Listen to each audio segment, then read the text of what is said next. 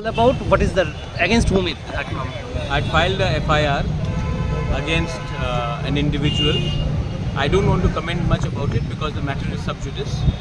Lekin this is regarding calling our people, calling me Chinese party, Chinese dalal, Chinese auntie, referring to our community. It is very sad that today even someone like me who I have to defend my community, my own family's name and my community's name because we are referred to as Chinese. This says a lot about what our country is all about.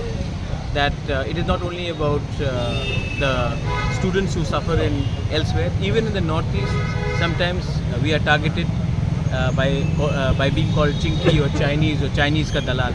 So I think it hurt our sentiments, and I filed the case because I told our people, don't react, don't indulge in anything which is illegal.